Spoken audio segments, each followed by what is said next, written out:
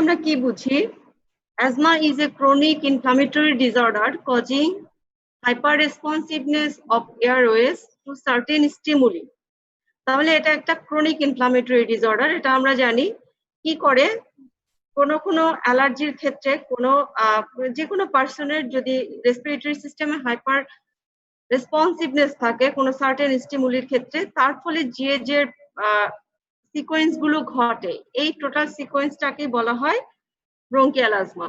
তাহলে সে কি সিকোয়েন্স আমরা ঘটতে পারে? Recurrent air flow obstruction, persisting as wheezing, breathlessness, chest tightness and coughing. তাহলে it is a chronic inflammatory disorder causing hyperresponsiveness of airways to certain stimuli, resulting in recurrent airflow obstruction and present as wheezing, breathlessness, chest tightness and coughing. Like cough, wheeze, breathlessness বা respiratory distress, বাচ্চারা usually breathlessness বা শ্বাসকষ্ট হচ্ছে, বুকে চাপ চাপ ধরে আছে, এই জিনিসগুলো কিন্তু বুঝাতে পারবে না। ওরা বুঝতে পারবো যে রেসপিরেটরি রেটটা বেশি, শ্বাসকষ্ট হচ্ছে, চেস্ট ইনড্রয়িং হচ্ছে, এগুলো থেকে বোঝা যাবে যে তাদের রেসপিরেটরি ডিস্ট্রেস হচ্ছে। অ্যান্ড চেস্ট টাইটনেস অ্যান্ড কাফিং, এগুলো থেকে আমাদের একটা ধারণা হবে যে পেশেন্টের ব্রঙ্কিয়াল অ্যাজমা হতে পারে। ক্লাসিফিকেশন বলতে এটা আসলে কজও বোঝায় একটা, যে কি ফ্যাক্টরের উপরে অ্যাজমা হতে পারে। কিছু এক্সটেন্সিভ ফ্যাক্টর, কিছু intensive factor. Atopic asthma, non atopic asthma and some special variants. Clinically এটা ক্লাসিফাই করা যায় 3 ভাগে। তোমরা ক্লিনিক্যাল ক্লাসিফিকেশনটাই বলবে স্যারকে। স্যার যদি জিজ্ঞেস করে ক্লাসিফাই অ্যাজমা, তাহলে কি বলবে? Intermittent asthma, persistent asthma and special variants. আর কজ বলতে আমরা extensive cause, intensive cause and some special সিচুয়েশনে কি কজের জন্য স্পেশাল ভেরিয়েন্ট অ্যাজমা হতে পারে। So atopic and non atopic cause. আর ক্লিনিক্যাল ক্লাসিফিকেশন কোনটা তাহলে? Intermittent asthma, persistent asthma and special variant. এখন প্রশ্ন আসতে পারে, আমরা পরীক্ষার হলে তোমাদের ওরকম ডিটেলস ইন্টারমিটেন্ট পারসিস্টেন্ট জিজ্ঞেস করে না, কিন্তু যদি কেউ ভালো পেরে থাকে তাহলে হতে পারে সিম্পল ফর্মুলা 2। ইন্টারমিটেন্ট অ্যাজমা কখন বলবো? যে 2 night 2 or less than 2 night time attack per month or more than 2 night attack per month is persistent asthma. Less than 2 or less than 2 night attack per month is intermittent asthma. সোজা হিসাব।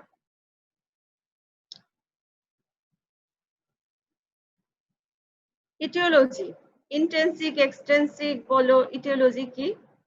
Allergy, outdoor allergy, indoor allergy. কি outdoor allergy হতে পারে? আউটডোরে dust, pollen, এই যেগুলো আছে বাতাসে, এগুলো আমাদের আউটডোর অ্যালার্জি হতে পারে। ইনডোরে কি থাকতে পারে? আমাদের যে মাইট, কার্পেটের জন্য যেগুলো জন্মায়, পেট অ্যানিমাল, তারপরে স্মোকিং, উড স্মোক এটসেট্রা। ইরিটেন্টস এটা পার্সন টু পার্সন বা জেনেটিক ফ্যাক্টর ডিপেন্ড করে। ইরিটেন্টস কার কিসে ইরিটেশন হবে? কারো কিন্তু অর্নামেন্টস ইরিটেশন হয়, তাই না? অর্নামেন্টস করলে অর্নামেন্টস এরিয়াতে তার অ্যালার্জিক রিয়াকশন শুরু হয়। ঘড়িতে হতে পারে কারো। এইসব ইরিটেন্ট সাবস্টেন্স। কারো কিছু ফুডের অ্যালার্জি আসতে পারে, তোমার লাইক পুঁই শাক, কচু শাক এটসেট্রা।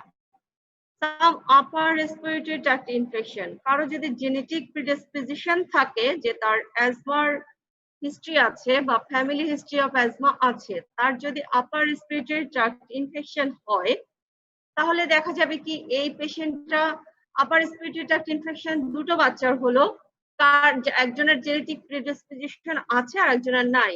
তাহলে যার আছে, যার অ্যালার্জিক হিস্ট্রি আছে, তার অ্যাটাকটা কিন্তু বেশি হবে, সে বেশি সাফার করবে দেন আদার চিলড্রেন। এক্সারসাইজ একটা ফ্যাক্টর। পরিশ্রম করলে, বেশি জোরে হাঁটলে, দৌড়ালে কারো শ্বাসকষ্ট হতে পারে। এটা একটা প্রিডিসপোজিং ফ্যাক্টর। সার্টেন ড্রাগস কিছু স্মুথ মাসেল কন্ট্রাকশন করতে পারে, সেটাতেও কি হয়, upper respiratory tract smooth muscle contraction হলে তার অবস্ট্রাকশন হয়। কিছু কিছু ড্রাগসেও তাহলে শ্বাসকষ্ট হতে পারে বা অ্যাজমা অ্যাটাক বেড়ে যেতে পারে। চেঞ্জ ইন দ্য সিজন, যে কোনো সিজনাল চেঞ্জে আমরা বলি না এই তো সিজনটা চেঞ্জ হচ্ছে, এই হঠাৎ গরম হঠাৎ ঠান্ডা, দুইটা শীতের শুরুর দিকে অথবা শীতের শেষের দিকে যে সিজনাল চেঞ্জটা হয় তখন যে অ্যাটাক অনেকের অ্যাজমা অ্যাটাকটা বেড়ে যায়। বলা হয় শীতের শুরুতে ভালো থাকলে পুরো শীতটা ভালো থাকবে, বিকজ শীতটা যখন শুরু হয়ে যায় তখন একটা সার্টেন টেম্পারেচার মেনটেন করে, বাট শীতের শুরুর দিকে দেখা যায় ওঠানামা করে, রাতে বেশি শীত দিনের বেলা গরম, আবার শীতের শেষের দিকে রাতের বেলা শীত দিনে গরম, এইসব সিজনাল চেঞ্জে দেখা যায় অ্যাটাকগুলো বেশি হয়। অ্যান্ড স্ট্রেসফুল কন্ডিশন, এটা আমাদের মধ্যে অনেকেরই আছে যে পরীক্ষা শুরুর আগে অনেকের একটু খারাপ লাগছে এরকম একটা ফিলিংস হয়। এই খারাপ লাগাটাও কিন্তু একটা চেস্ট টাইটনেস বা একটু রেসপিরেটরি প্রবলেম, তার ভালো লাগছে না, স্ট্রেসফুল কন্ডিশনে ঘুম আসে না, খাওয়া দাওয়া কমে যায়, সাথে অ্যাজমা অ্যাটাকটাও অনেকের বেড়ে যায়।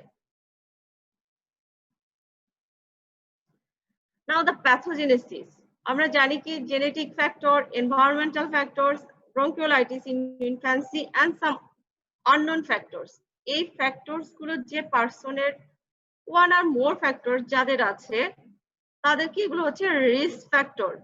এই রিস্ক ফ্যাক্টরের সাথে ইন্টারেকশন হবে, কারো জেনেটিক ফ্যাক্টর জেনেটিক প্রিডিসপোজিশন আছে বাট তার কোনো এনভায়রনমেন্টাল এক্সপোজার নাই, তাহলে কিন্তু তার অ্যাজমা অ্যাটাকটা হওয়ার সম্ভাবনা কম, তাই না? আবার এনভায়রনমেন্টাল এক্সপোজার তো আমরা আমাদের বাংলাদেশে এনভায়রনমেন্টাল এক্সপোজার তো সবাই হচ্ছে, কিন্তু সবার কিন্তু অ্যাজমা অ্যাটাক হচ্ছে না, তাহলে সবকিছুর একটা ইন্টারেকশন হতে হবে, রিস্ক ফ্যাক্টর ইন্টারেকশন।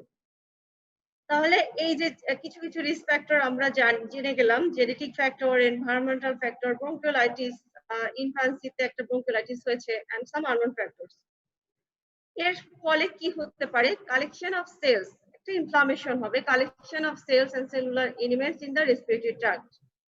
দেন ইনফ্লামেশন হলে কি হয়, ইডিমা হবে, এক্সুডেশন হবে, ইনফ্লামেশন হবে, hyper responsiveness of the airway.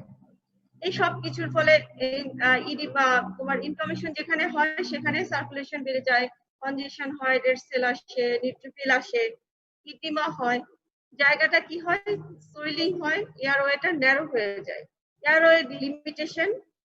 এটা প্রথম দিকে রিভার্সিবল, যদি এই প্রথম স্টেজে সে ট্রিটমেন্ট নেয় এবং এটাকে মেনটেন করে রাখে তাহলে তার সেকেন্ড অ্যাটাক হবে না, বা অ্যাটাক হলেও অনেকদিন পরে পরে হবে।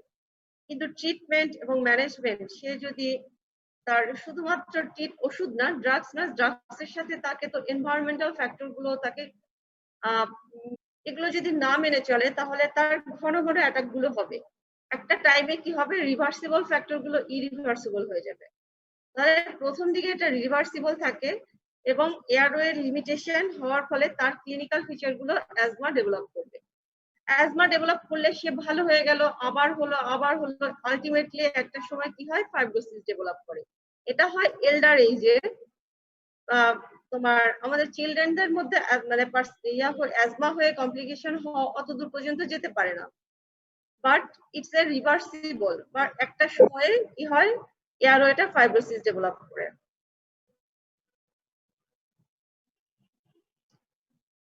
এটা আমি ক্লিনিক্যাল ক্লাসিফিকেশন আবার আসলাম।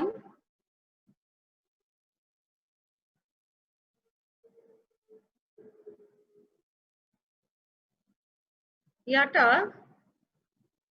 তোমার উল্টা হয়ে গেছে, intermittent asthma, persistent asthma, special variant, less than 2 or less than 2 night attacks per month. এখন নাইট অ্যাটাকস বলতে আমরা কি বুঝি, একজন বাচ্চা সারা রাত ধরে কাশি হচ্ছে, কাশতেছে, সে ঘুমাতে পারছে না, কিন্তু মাকে বলবা যে আপনার বাচ্চার অ্যাজমা হতে পারে, মা কিন্তু স্বীকার করবে না, বিকজ অ্যাজমা হয়ে গেছে এই কথাটা অনেকেই স্বীকার করতে চায় না, but it's a night attack. তাহলে তার রাতে ঘুমোতে পারছে না কারণ শুলেই তার গলা খুশখুশ করছে, শ্বাসকষ্ট হচ্ছে, সে উঠে বসছে, it's also a night attack. তাহলে এই কথাগুলো আমাকে জিজ্ঞেস করতে হবে। মা কিছুতেই বলবে না যে তার বাচ্চার কাশির জন্য ঘুম পাচ্ছে না, তোমাকে জিজ্ঞেস করতে হবে কাশি হচ্ছে বা গলা খুসখুস করছে এর কারণে আপনার বাচ্চা কি সারা রাত জেগেছিল বা আপনাকে কোলে নিয়ে আপরাইট পজিশনে ঘুম পাড়াতে হয়েছে সারা রাত, এরকম ঘটনা ঘটছে কিনা। মা বলবে হ্যাঁ, এই গত মাসে কয়বার হয়েছে। যদি বলে দুইবার হয়েছে তাহলে এটা ইন্টারমিটেন্ট ভ্যারাইটি। আবার কেউ যদি বলে আমার তো প্রতি সপ্তাহে একবার করে হচ্ছে বাচ্চার, তাহলে ইটস এ পারসিস্টেন্ট ভ্যারাইটি। তাহলে আমাদেরকে হিস্ট্রি যে মা কিন্তু ক্লিয়ার কাট হিস্ট্রি দিবে না, কারণ একটা ব্রঙ্কিয়াল অ্যাজমা হয়ে গেছে এই কথাটা সে সহজে মেনে নিতে চায় না। সে বলবে না না একটু আধটু কাশি হয়, তখন আমাকে জিজ্ঞেস করতে হবে কাশির জন্য তার ঘুম ভেঙে যায় বা ঘুমাতে পারে না, বালিশে মাথা রাখলেই কাশি শুরু হয় এবং কাশির জন্য সে ঘুমাতে পারে না, রাত জেগে থাকে, এরকম কখনো হয়েছে কিনা। যদি হয়ে থাকে তাহলে অবশ্যই সেটা নাইট সিমটম, দ্যাট মিনস এটা আমার গণায় ধরতে হবে, it's a night symptom. and some special variant clinical classification special variant আমরা সবাই জানি। কারো কারো দৌড়াতে গেলে শ্বাসকষ্ট হয়, কারো কারো কোনো একটা জায়গায় ঘরে পেইন্ট করা হচ্ছে, রং দেওয়া হচ্ছে, তুমি ঢুকলে সাথে সাথে তোমার হাঁচি কাশি শুরু হয়ে যাবে, ইটস এ অ্যালার্জি। তার জন্য এই পেইন্টিংটা বা কালার রংটাও তার জন্য অ্যালার্জি। তাহলে যে ওই ব্যক্তি যদি রঙের ফ্যাক্টরিতে কাজ করে তাহলে তার একটা কন্টিনিউয়াসলি তার একটা অ্যাজমা অ্যাটাক হতে থাকবে, এটা পারসিস্টেন্ট অ্যাজমা ডেভেলপ করবে। তো so it's a occupational asthma. কেউ যদি ট্যানারিতে কাজ করে তার যদি চামড়ায় বা ওই গন্ধে অ্যালার্জি থাকে বা ট্যানারিতে যে কেমিক্যাল গুলো ইউজ করা হয় তাতে যদি তার অ্যালার্জি থাকে, ইটস অ্যান অকুপেশনাল অ্যাজমা। ওকে। আবার কারো কারো কখনোই অ্যাজমা হয় না, শুধুমাত্র সিজন চেঞ্জে, সারা দিন সে সারা বছর ভালো থাকে, তার এক্সারসাইজ করলেও সমস্যা নেই, বাট সিজনাল চেঞ্জে প্রতি বছর তার সিজন চেঞ্জের সময় তার অ্যাজমা অ্যাটাকটা হবে, ইটস এ সিজনাল অ্যাজমা। কিছু কিছু হয় ড্রাগস এর জন্য, ড্রাগ ইনডিউসড অ্যাজমা। আবার হতে পারে কাপ ভেরিয়েন্ট, শুধুমাত্র আর কিছু সমস্যা নাই, একটু পরপর এসে ফুসফুস করে কাশি দেয় আর তার রেসপিরেটরি রেটটা অত মানে রেসপিরেটরি ডিস্ট্রেস অতটা নাই, এটা হচ্ছে cough variant asthma. So special variant আমরা কি কি পড়লাম? It's a exercise induced asthma, drug induced asthma, তোমার occupational asthma, seasonal asthma and cough variant asthma. পাঁচ ধরনের স্পেশাল ভেরিয়েন্ট থাকতে পারে। So clinical classification intermittent, persistent and special. এইখানে অনেকের সাথে একটু হতে পারে যে অ্যাকিউট এক্সাজারবেশন কেও অনেকে ক্লিনিক্যালি বলে, বাট আমরা এখানে আমি স্পেশালিস্ট ক্লাসুর রহমান স্যারের কথা বলবো। স্যার কিন্তু ক্লিনিক্যালি ইন্টারমিটেন্ট, পারসিস্টেন্ট, স্পেশাল এই তিনটা পছন্দ করে। তোমরা একটু চিন্তা করলে দেখতে পারবা অ্যাকিউট এক্সাজারবেশন তিনটার যে কোনো ভ্যারাইটিতেই অ্যাকিউট এক্সাজারবেশন হতে পারে। So acute exacerbation is a severity classification. Exacerbation হচ্ছে এটা যে কোনো কিছুর সিভিয়ারিটি। ইন্টারমিটেন্ট ভ্যারাইটির অ্যাটাক যখন হয় সেটাও তো অ্যাকিউট এক্সাজারবেশন, তাই না? তো acute exacerbation of bronchial asthma in intermittent variety, আমার ডায়াগনোসিস এরকম হতে পারে acute asthma or acute exacerbation persistent variety, persistent asthma acute exacerbation হয়েছে। তো স্যার এটা পছন্দ করেন কিন্তু। ডায়াগনোসিস আমরা কিভাবে ডায়াগনোসিস করব? বাচ্চাদের ক্ষেত্রে বলা হয় ডায়াগনোসিস ইজ মোস্টলি ক্লিনিক্যাল। বাচ্চাদের, বিকজ অ্যাজমার ইনভেস্টিগেশন করার জন্য যেসব মডালিটিস আছে ম্যাক্সিমাম ক্ষেত্রে বাচ্চারা সেটা কিন্তু ফলো করতে পারবে না।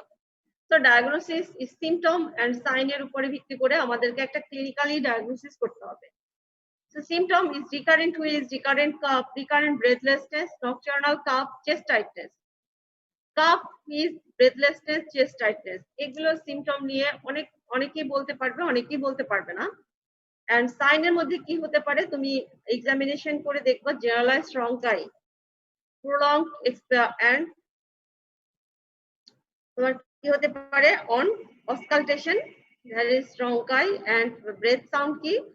Breath sound is vesicular with prolonged expiration. Normal breath sound এই ব্রঙ্কিয়াল অ্যাজমা রিলেটেড কিছু জিজ্ঞেস করলে ভাইবা বোর্ডে একটা হতে পারে তোমাকে ব্রেথ সাউন্ডটা একটা কাগজ ধরিয়ে দিবে, ব্রেথ সাউন্ডটা এঁকে দেখাও, ব্রেথ সাউন্ড। সুতরাং এই সম্পর্কে ধারণা থাকতে হবে। নর্মাল ভেসিকুলার ব্রেথ সাউন্ডে ইউজুয়ালি কি অবস্থা হয়, এক্সপ্রেশন ফেজটা অনেক ছোট and there is no gap. Inspiration ফেজটা বড়, এক্সপ্রেশনটা ছোট। তো ইউজুয়ালি এক্সপ্রেশন ফেজটা আমরা নর্মাল ব্রেথ সাউন্ডে কিন্তু অতটা তোমার তুমি ক্লিয়ার করতে পারবে না যে এখন এক্সপ্রেশন হচ্ছে, এত ছোট থাকে, আমরা কিন্তু ভাবে ভেরিফাই করতে পারি না। সুতরাং যখনই তুমি বুঝতে পারবে যে এক্সপ্রেশন ফেজটাও বোঝা যাচ্ছে, তার মানে এটা প্রলংড এক্সপ্রেশন। ইন্সপিরেশনটাও তুমি যদি বুঝতে পারো তাহলে এটা prolonged expression. So vesicular breath sound with prolonged expression. চেস্টে কি হবে, hyperinflation of the chest. Investigation কি কি হতে পারে, দেখো লাং ফাংশন টেস্ট করার জন্য করতে হবে। এটাতে কি কি আছে, spirometry more than 7 years and peak expiratory flow, peak flowmetry এটাও মোর দ্যান 5 to 7 ইয়ার্স এর পরে করতে হয়। এর আগে কিন্তু এরা তোমরা মেডিসিনে হয়তো দেখেছো পিক ফ্লোমেট্রির যে মেশিনটা, ওটাতে ফু দিতে হয়। অতটুকু ফু দেওয়া একটা বাচ্চার পক্ষে সম্ভব না। 4 বছরের আগে তো কোনোভাবেই সম্ভব না। ইউজুয়ালি ওই পুরো মাত্রায় ফু দিতে হলে 7-8 বছর লেগে যায়। সো ডায়াগনোসিস ক্লিনিক্যালি, এছাড়া কিছু সাপোর্টিভ ব্যাপার আছে। সিবিসি করলে আমরা কি দেখতে পারি, সার্কুলেটরি ইউজোনোফিল কাউন্টটা বাড়বে, যেহেতু এটা একটা অ্যালার্জিক কন্ডিশন, ইউজোনোফিল কাউন্ট বাড়ে। স্পুটাম পরীক্ষা করে আমরা দেখতে পারি সাথে টিউবারকুলোসিস আছে কিনা, এএফপি করব, কালচার সেন্সিটিভিটি করব। এছাড়া স্পুটামে ইউজোনোফিল কাউন্ট বাড়তে পারে। Chest X-ray, chest X-ray not only for diagnosis but also see the complication. কি কি কমপ্লিকেশন হতে পারে, অনেক সময় কি এয়ার ট্র্যাপিং হয়ে যায়, নিউমোথ্রাক্স ডেভেলপ করে বাচ্চা আরো বেশি শ্বাসকষ্ট হয়, অনেক সময় বোঝা যায় না। সেজন্য আমরা একটা ব্রঙ্কিয়াল অ্যাজমার পেশেন্টের অবশ্যই একটা চেস্ট এক্সরে করে রাখবো, যাতে আমার কমপ্লিকেশন গুলো আমার হাত থেকে মিস না হয়। সিরাম আইজিএই লেভেল, এটাও আমরা করতে পারি, এটা বেশি থাকে।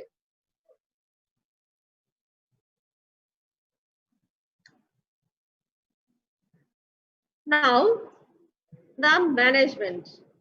ম্যানেজমেন্টের শুরুতে যে ম্যানেজ করবে একটা অ্যাজমার পেশেন্ট, অ্যাজমার ডায়াগনোসিস হলো, তার মানে এটা একটা ক্রনিক ডিজিজ। তোমাকে অনেক দিন পেশেন্ট আসবে, অনেক দিন ধরে পেশেন্টকে চিকিৎসা করতে হবে। সো যে প্রাইমারি ফিজিশিয়ান, সে এই ডায়াগনোসিসটা করলো যে পেশেন্ট ইজ ডায়াগনোসিস। তো সেই ডাক্তারের কি থাকে মধ্যে করবো, কিভাবে এই চিকিৎসাটা যদি সে এতে রেসপন্স না করে কিভাবে বাড়াবো, রেসপন্স করলে কিভাবে কমাবো, তার পুরো জিনিসটা আগে থেকে মাথায় সেট করতে হবে। পরবর্তীতে সে যে কোনো ফিজিশিয়ানের কাছে গেলেও জিনিসটা যাতে সে ধরতে পারে। সো আমার ম্যানেজমেন্টের উদ্দেশ্য হচ্ছে অ্যাচিভ দা কন্ট্রোল, এবং অ্যাজ আর্লি অ্যাজ পসিবল তার এই যে সিমটম গুলো হচ্ছে, সেই সিমটম গুলো কন্ট্রোলটা আমাকে ফার্স্ট অ্যাচিভ করতে হবে। To achieve early control and maintain of the control. Step up when necessary, step down when control is good. So step up, আমি ইউজুয়ালি 2 weeks 2 to 3 weeks পর্যন্ত যদি কন্ট্রোল না আসে তাহলে আমাকে ওষুধের মাত্রা বাড়াতে হবে অথবা অন্য ওষুধ যোগ করতে হবে। Step down when control is good and maintain up to 3 months. Then step down procedure. Now the treatment, আমাদের তো আমরা বুঝতেই পারছি ড্রাগস। নন ফার্মাকোলজিক্যাল ট্রিটমেন্টে কি কি ট্রিটমেন্ট হচ্ছে, education and caution. Education, asthma education it's very important. আমরা জানি কি অ্যাজমার কিন্তু সোসাইটিও আছে, মানে পেশেন্টদের অ্যাজমার, এটাকে কি বলে, অ্যাজমা ক্লাব টাইপের, অ্যাজমা ক্লাব বা অ্যাজমা ফাউন্ডেশন, মানে এগুলো পেশেন্টদের একটা সোসাইটি অ্যাজমা। সেখানে কি করা হয়, যারা অনেক দিন ধরে অ্যাজমাতে ভুগছে, যাদের অনেক কিছু জ্ঞান আছে, তারা তাদের অন্যদের সাথে শেয়ার করে। তো অ্যাজমা এডুকেশন এন্ড কশন, তোমাকে কি কি করতে হবে এই জিনিসগুলো তাকে পুরো এডুকেশন দিতে হবে। It's a chronic disease, but আমি যদি আমার লাইফস্টাইল মডিফাই করি অথবা আমি কিছু কিছু ওষুধ যদি পরিমিত মাত্রায় নিতে থাকি তাহলে আমার এই অ্যাটাকটা কখনো হবে না। আবার কোন কোন সিচুয়েশনে যেটার উপর আমার হাত নেই, লাইক সিজনাল চেঞ্জ, এটার উপর আমার হাত নেই। কোথাও আমি বেড়াতে যাচ্ছি, এটা আমি বেড়াতে যাব, এটা তো আমাকে যেতে হবে, আমার তো ঘুরতেও হবে। এই সব বিশেষ মুহূর্তে আমাকে কি কি প্রিকশন আগে থেকে নিতে হবে, এই জিনিসগুলোকে আমাকে জানতে হবে, তাহলে আমার আর অ্যাটাক হবে না। সো এই সবগুলো জিনিসই আমার চলবে non pharmacological treatment. So pharmacological treatment আর নন ফার্মাকোলজিক্যাল ট্রিটমেন্ট ইজ সমান গুরুত্বপূর্ণ in case bronchial asthma. So asthma medication, the pharmacological treatment এর মধ্যে আমাদের কিছু asthma medication এর নাম জানতে হবে। দেখো asthma medication গুলো এখন তিনটা ভাগে ভাগ করা হয়। আগে কিন্তু একটা প্রিভেন্টার ছিল, এখন সেই প্রিভেন্টারটা কিন্তু নাই, এখন এটাকে বলা হয় add on therapies. So relievers, controllers and add on therapies. Relievers কি কি আছে? Short acting beta agonist, SABA, SABA. Long acting beta agonist, LABA. SABA and LABA all are relievers. Sometimes LABA is used on add-on therapies, but কিছু কিছু long-acting beta agonist reliever হিসাবে কাজ করে। Controller, corticosteroids, definitely controller, এটা তোমাকে control রাখবে, and leukotriene receptor antagonist, and some hormones and sodium chromoglycate, etc. Add-on therapies কি? anti-IgE antibody, এটা কি? আমরা tocilizumab একটা নাম ব্যবহার করা হয় ইউজুয়ালি ব্রঙ্কিয়াল অ্যাজমাতে, and leukotriene receptor antagonist, LTRA. Some sorts of theophylline long acting যেগুলো আছে সেগুলো অ্যাড-অন থেরাপিতে ইউজ করা হয়। তাহলে আমরা অ্যাজমা মেডিকেশন, তোমার রিলিভারের নামটা জানলেই হবে, short acting beta against. Controller হিসাবে আমরা কর্টিকোস্টেরয়েড ব্যবহার করি। Now the management of severe acute asthma, যেভাবে বইতে লেখা, আমি লেকচার যেভাবে নিচ্ছি পরীক্ষার খাতায় এভাবে লিখলে বেটার। সো এই প্রশ্নটা অনেক সময় এসে থাকে এবং স্যারও প্রশ্ন করে থাকে। So severe acute asthma, immediate hospitalisation. So প্রশ্নটা যখন আসবে তোমার ইমিডিয়েট হসপিটালাইজেশন থেকেই শুরু করতে হবে, কারণ ওই বাচ্চা তোমার হসপিটালে আসছে, এখান থেকেই তোমাকে ম্যানেজ করতে হবে না, বাচ্চা বাসা থেকে তাড়াতাড়ি আনতে হবে, এগুলো না। So immediate hospitalisation and immediately keep the patient propped up position, and at that time take a brief history and do immediate physical examination. খুব তাড়াতাড়ি এই কথাটা তুমি ব্র্যাকেটে লিখে দিবা, take brief history and do physical examination as far as possible. Oxygen inhalation 4 to 6 liter.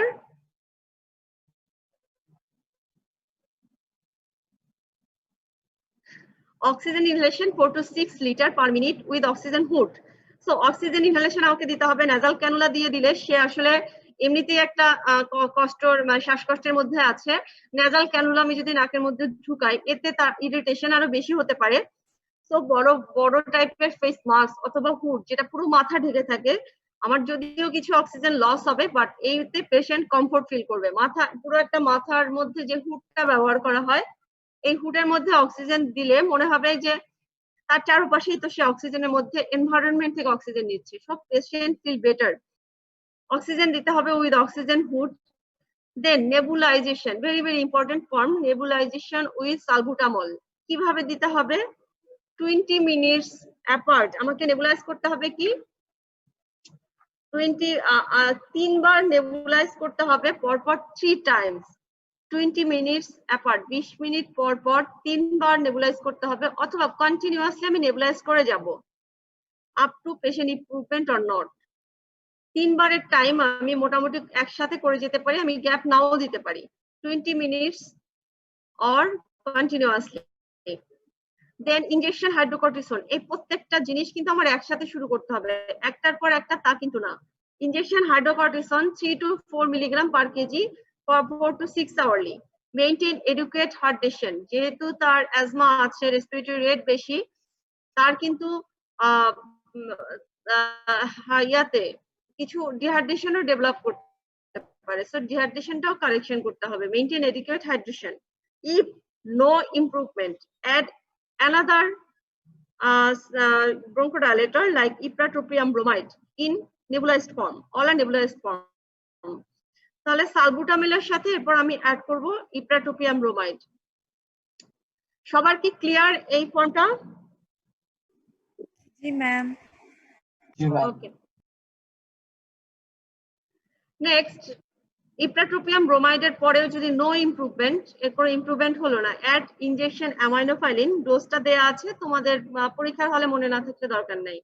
এছাড়াও যদি এরপরে যদি না ইমপ্রুভমেন্ট করে আমি ইনজেকশন সালবুটামল অ্যাড করতে পারি। এখানে অর দিয়ে দেওয়া আছে, আমরা সালবুটামল ইউজুয়ালি ইনজেক্টেবল ফর্মে সবসময় পাওয়া যায় না, এই কারণে আমরা ব্যবহার করি না, বাট অ্যামাইনোফাইলিন আমরা ইউজ করতে পারি। এরপরেও যদি ইমপ্রুভমেন্ট না হয় আমাদের অবশ্যই আইসিইউ কেয়ার লাগবে পেশেন্টের ফর মেকানিক্যাল ভেন্টিলেশন। এক্লাসুর রহমান স্যারের বইতে আরো একটা কথা আছে, আমরা ম্যাক্সাল্প ইউজ করি, magnesium sulphate, it's also a bronchodilator. আমরা আইসিইউ সেটআপ রেডি করতে করতে বা মেকানিক্যাল ভেন্টিলেশন পেশেন্টে পাঠাতে আমরা ম্যাগনেসিয়াম সালফেটটাও ব্যবহার করতে পারি। বাট এট দ্যাট কন্ডিশন, এই পর্যন্ত যদি আমাদের ইমপ্রুভমেন্ট নাও হয়, আমাকে ডেফিনেটলি পেশেন্টকে কাউন্সিলিং করতে হবে। এই পেশেন্ট এখন আর ওয়ার্ডে রাখা সম্ভব না, অবশ্যই তার আইসিইউ কেয়ার লাগবে। So patient shift to the ICU. Now step care management, এটা হচ্ছে আমাদের এই গাইডলাইন অনুযায়ী পড়ানো হয়, GINA, জিনা গাইডলাইন।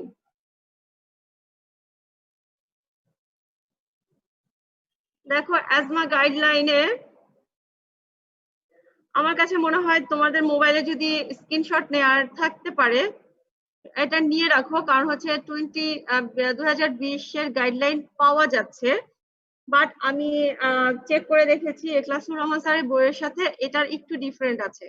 তো ভাইবা বোর্ডে আমার মনে হয় স্যারের বইটা পড়া ভালো, যদি এ নিয়ে কোনো প্রশ্ন করে তাহলে তোমরা জানতে পারবে। আর হচ্ছে মেডিসিনে কিভাবে পড়ায় সেটাও একটা কথা, মেডিসিনে কোনটা ফলো করে। সুতরাং আমার কাছে আমি এটা নিয়ে একটা মানে রেডি করেছি, যেহেতু 2020 সাল পাওয়া যাচ্ছে আমি সেই অনুযায়ী রেডি করেছি, কিন্তু স্যারের বইতে কিন্তু একটু ডিফারেন্ট। আমার মনে হয় আমরা স্যারের বইটা ফলো করব, আর তোমরা এটা একটু রাখতে পারো তোমাদের প্রয়োজনে আর কি। ওকে, আমরা স্যারের বই অনুযায়ী ফলো করলে কি দাঁড়ায় যে স্টেপ কেয়ার ম্যানেজমেন্টে আমরা সোজা হিসাবে, স্যারের বইতে কিন্তু খুব সোজা করে দেয়া, স্টেপ 1 এ as per needed salbutamol inhaler. Okay, যখন বাচ্চার দরকার মনে হবে, বাচ্চার শ্বাসকষ্ট হচ্ছে, তখনই সে নিতে পারবে সালবুটামল ইনহেলার। ইনহেলারটা থাকবে, শ্বাসকষ্ট মনে হচ্ছে সে এক চাপ নিয়ে নিবে অ্যাজ পার নিডেড।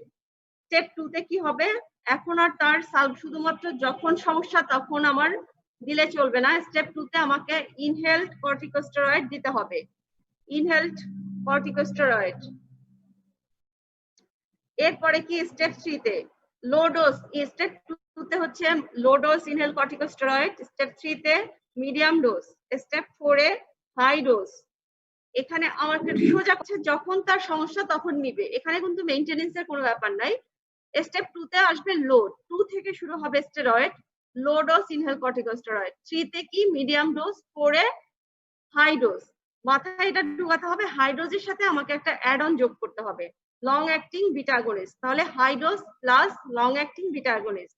স্টেপ 5 এ কি হবে, 4 এ যা যা ব্যবহার করেছো এর সাথে তুমি আরো লিউকোট্রাইন বা আরো মানে ওরাল স্টেরয়েড আমরা যোগ করতে পারি। তাহলে সোজা একটা হিসাব, স্টেপ 1 এ কি আমার যখন সমস্যা তখন আমি ব্রঙ্কোডাইলেটর ইউজ করব, স্টেপ 2 তে low dose inhale corticosteroid, step 3 তে মিডিয়াম ডোজ, স্টেপ 4 এ high dose plus long acting bronchodilator orally.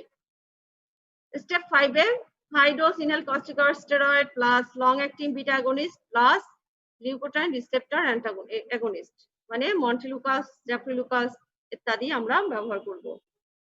ওকে, এই জিনিসটা ক্লিয়ার? Yes ma'am. স্যারের বই পড়তে হবে, লিখে রাখো। আচ্ছা, কন্ট্রোল বলতে আমরা কি বুঝি, আমাকে ফলো আপে তোমাকে তো জিজ্ঞেস করতে হতে পারে, অথবা পেশেন্টকে, তুমি একটা পেশেন্ট আসছে কিভাবে অ্যাসেস করবা? নো ডে টাইম সিমটম, দিনের বেলা তার কোনো সিমটম থাকে না। No night time awakening due to asthma, that is cough, কাফের জন্য তার রাত্রিবেলা ঘুম ভেঙে যাচ্ছে না। No need of rescue medicine, that means সে একটা জিনিস দিয়ে মেনটেন করছে, সাপোজ স্টেপ 2 তে বা স্টেপ 3 তে সে আছে, এরপরে সে মেনটেন করে যাচ্ছে এই স্টেপ 2 এর বা 3 এর সাথে তার কোনো রেস্কিউ মেডিসিন লাইক যখনই প্রয়োজন তখনই তার একটু ইনহেলার নিতে হচ্ছে না, এটাকে বলে রেস্কিউ মেডিসিন। তার রেস্কিউ মেডিসিন লাগছে না। নো লিমিটেশন অন অ্যাক্টিভিটি, সে আগে একটি স্বাভাবিক মানুষ যতটুকু কাজ করতে পারে সেও ততটুকু কাজ করতে পারছে। No limitation on activity. Normal lung function test, এটা হচ্ছে বড়দের জন্য বা 7 ইয়ার্স এর উপরে, and minimal side effect, that is the drugs used এর সাইড ইফেক্ট গুলো মিনিমাম। তাহলে এইগুলো আমার কন্ট্রোল। অথবা এই জিনিসগুলো আমি প্রশ্নও করতে পারি যে আপনি কোন স্টেজে আছেন, কি কি মেডিসিন খাচ্ছেন, এখন আপনার কি অবস্থা। সো কন্ট্রোল বলতে আমি কি বুঝি, no day time symptom, no night time awakening due to asthma, no need of rescue medicine, no limitation on activity, normal lung function and minimal side effects. এগুলো থাকলে আমি কি করব, তার যে স্টেজে আছে, সাপোজ স্টেজ 3 তে মেডিকেশন পাচ্ছে, তাহলে এই স্টেপ 3 মেডিকেশনটা আমি আরো 3 মাস চালাবো। চালানোর পরে আমি একটু ডাউনওয়ার্ড করব, যে ডাউনওয়ার্ড করলে সে মেনটেন করে কিনা। তাহলে এই অ্যাসেসমেন্টটা আমি করে আমি বুঝতে পারবো যে পেশেন্ট ইজ ওকে, আমি তাকে স্টেপ ডাউন করতে পারবো। This is stepping up. তার মানে এই কন্ট্রোলার প্রশ্নগুলো আমি করলে আমি বুঝতে পারবো যে তার মেইনটেনেন্স আছে কিনা। যদি 2 সপ্তাহের মধ্যে মেইনটেনেন্স না আসে আমাকে স্টেপ আপ করতে হবে। যদি দেখি মেইনটেনেন্স আছে তাহলে আমি ওই স্টেজে আমি 3 সপ্তাহ চালাবো, 3 মাস চালাবো। চালানোর পরে আমি স্টেপ ডাউন করব।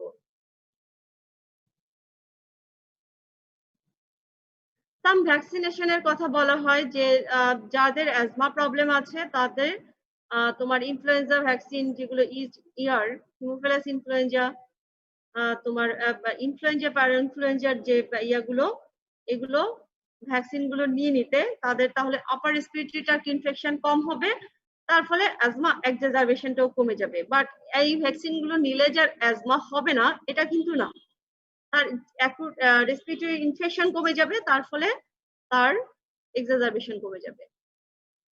দেখো নন ফার্মাকোলজিক্যাল থেরাপি বা asthma education, drugs and device নিয়ে আমাদের কিছু কথা আছে। কি কি ডিভাইস আমরা ইউজ করতে পারি। তোমাদের অস্পিতে আসে, আমার মনে হয় টাইমটা শেষ হয়ে যাচ্ছে। অস্পিতে আসে, এটা ইনহেলার, বিভিন্ন ধরনের ইনহেলার আছে মেডিসিনে। এগুলো হচ্ছে বাচ্চাদের ইউজ করা হয়। স্পেসার দিয়ে কিভাবে ইনহেলার দেওয়া হয়, কারণ হচ্ছে আমাদের বাচ্চাদের সরাসরি ইনহেলার ওরা ব্যবহার করতে পারে না, ওদের দরকার স্পেসার। দেখো স্পেসার দিয়ে কিভাবে ব্যবহার করে। পানি খাচ্ছে কেন লাস্টে, স্টেরয়েড যুক্ত ইনহেলার যদি করছিলাম হচ্ছিল না, তারপর আমিও বুঝতে পারছিলাম না আসলে কারা ক্লাস করবে, ঝামেলাটা হয়ে গেছে। এখন নেক্সটে হয়তো আমরা আরেকটা ক্লাস পাবো, জানাই দিব। আচ্ছা ম্যাম, আজকে কি আবার হবে? আজকে তোমাদের 11:30 পরে কে? ম্যাম এমনি পিডিয়াট্রিক্স এর কিছু নেই ম্যাম, কিন্তু যে 11টা থেকে আমাদের প্রত্যেক দিনই একটা সার্জারির ওই যে ম্যাম স্যাররা ক্লাস নেয়, ক্লিনিক্যাল, ওখানে যে কেউ জয়েন করতে পারে এরকম একটা ক্লাস হয়। 11টা থেকে? জি ম্যাম। ও তোমরা করো এটা? সব করে ম্যাম কেউ কেউ। আচ্ছা ঠিক আছে, আমাদের টাইম তো 11:30 পর্যন্ত, দেখা যাক আমরা কন্টিনিউ করি একটু। আচ্ছা জি। আচ্ছা আসছো সবাই, আমরা তাহলে দেখি ডিভাইস গুলো কি কি। তাহলে এটা গেল ইনহেলার। দেখো ইনহেলারের পরে নেওয়ার পরে আমাদের কি করতে হবে, আমাদের drink or brush teeth due to steroid inhaler নিলে অবশ্যই আমাকে দাঁত ব্রাশ করতে হবে এবং পানি খেতে হবে। কারণ কি স্টেরয়েড কি করে, মুখে ইমিউনোসাপ্রেশন করে, ক্যান্ডিডা ইনফেকশন গুলো বেশি হয়। যদি তুমি ব্রাশ না করো অবস্থা খারাপ হয়ে যায়। এটা কি, অ্যাকোহেলার ডিভাইস। দেখো অ্যাকোহেলার ডিভাইস তোমার স্টেরয়েড অ্যাকোহেলার হিসাবে পাওয়া যায়। কিভাবে ইউজ করতে হয় এটা দেখা আছে। আগে মুখটা খুলে নিতে হয়। এটা কিন্তু অস্পির একটা ইনস্ট্রুমেন্ট তোমাদের আছে। ধরে hold the alcoholar with one thumb and place thumb of the other on the thumb grip. Open the alcoholar by pushing the thumb grip around until it clicks, এটা শব্দ হবে। Slide the lever down and এটা হচ্ছে লিভারটা down করলে এই জিনিসটা অ্যাকুহেলার is ready for use, এই জিনিসটা এদিকে টান দিতে হবে। তারপরে এভাবে মুখে নিয়ে breath out gently away from the mouthpiece, দূরে মাউথপিস থেকে দূরে নিয়ে তোমাকে একটু শ্বাস নিতে ছাড়তে হবে, শ্বাসটা ছাড়তে হবে। Place mouth over the mouthpiece and breathe deeply and steadily through the mouth. আগে শ্বাসটা ভালোমতো ছেড়ে নিয়ে এটা মুখে দিতে হবে এবং তারপরে জোরে একটা শ্বাস নিতে হবে। Remove the alcoholar from your mouth and hold your breath for few seconds. Close the alcoholar. If another dose is required, wait for 3 to 5 minutes. Wait করতে হবে। এটা একটা রোটাহেলার ডিভাইস, এটা এখন বাংলাদেশে খুবই অ্যাভেলেবল। রোটাহেলার তোমার এছাড়া তোমার রোটাহেলার পাওয়া যায় কোম্পানির বিভিন্ন নাম, রোটাহেলার, রিভোলাইজার, এগুলো কিন্তু একই পদ্ধতি। অ্যাকুহেলারের সাথে কিন্তু এটা ডিফারেন্ট, এটার মধ্যে ফিক্সড কিছু ডোজ থাকে, অ্যাজ লাইক ইয়ার মতো তোমার ইনহেলারের মতো। অ্যাকুহেলার ফিক্সড ডোজ, এর মধ্যে ওষুধ মানে তুমি আলাদা করে ওষুধ ঢুকাতে পারবে না, পরে ঢুকাতে হবে। বাট এই রোটাহেলার, রিভোলাইজার এগুলো কিন্তু প্রত্যেকটার জন্য ওষুধ আলাদা আলাদা করে প্রতিবার ঢুকানো সম্ভব। প্রসিডিউরটা দেওয়া আছে, দেখো এক একটা ক্যাপসুল দিয়ে এটা ব্যবহার করা হয়। তাহলে রোটাহেলার, অথবা কিছু ডিভাইস আছে রিভোলাইজার, এন্ড এটার জন্য ক্যাপসুল আলাদা আলাদা করে কিনতে পাওয়া যায়। এগুলো স্টেরয়েড, সালবুটামল সব ধরনের ক্যাপসুলে পাওয়া যায়। আবার বলা আছে, আমি যতদূর জানি, ধরুন সাপোজ এই রোটাহেলারের জন্য যে এই কোম্পানির এই ওষুধ কিনতে হবে, নট নেসেসারি। রোটাহেলারের জন্য তুমি ওই কোজি ক্যাপ মানে ক্যাপসুল টাইপের এটাকে ব্যবহার করে, এটা যে কোনো কোম্পানির তুমি এই ক্যাপসুল ব্যবহার করতে পারবে। মেশিনটা এক কোম্পানির হলে ওষুধও যে ওই কোম্পানির হতে হবে, নট নেসেসারি। সো এই সবই কিন্তু অ্যাজমা এডুকেশনের পার্ট, আমাদের সবাইকে এগুলো বলতে হবে, আমাদের ঘরে ঘরেও কিন্তু এগুলো দেখা যায়। সো কোড মিলতে হবে। তোমার এটা ডায়াবেটিস মেলাইটাসের চেক গ্লুকোমিটারের মতো চেক করার মতো ব্যাপার। এটা একটা কি turbohaler device,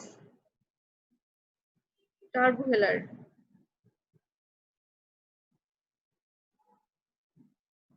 now the nebuliser machine, এটা আমরা সবাই জানি নেবুলাইজার মেশিন। এটা কি হয়, এটা আজকাল বাসায়ও পাওয়া যায়। আমরা তোমার স্টেরয়েড, সালবুটামল, এগুলো ইউজুয়ালি স্টেরয়েড এবং সালবুটামল আমরা বাসায় ব্যবহার করার জন্য নেবুলাইজার মেশিন ব্যবহার করে থাকি। তো আমার এ পর্যন্তই।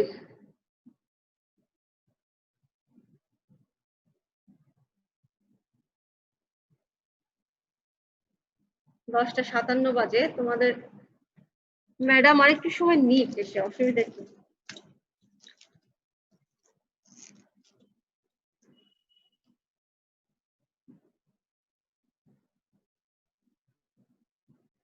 তোমাদের পরীক্ষা হওয়ার সম্ভাবনা কবে ইয়া আছে, কিছু জানো?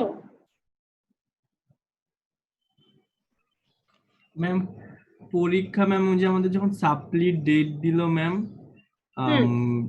ইয়ারের, তখন ম্যাম আমি রুবায়েত স্যারের সাথে কথা বলেছিলাম যে স্যার তাহলে আমাদেরটা কবে হতে পারে। তো স্যার বলেছেন যে ওদের সাপ্লি হয়ে যাওয়ার পর ওদেরটা যদি ঠিকঠাক মতো হয় তখন আমাদেরকে 1 মান্থ অথবা এরকম 2 মান্থসের গ্যাপ দিয়ে তারপরে ডেট দিয়ে হ্যাঁ তাসফিয়া আসবে। হ্যাঁ এফ এফ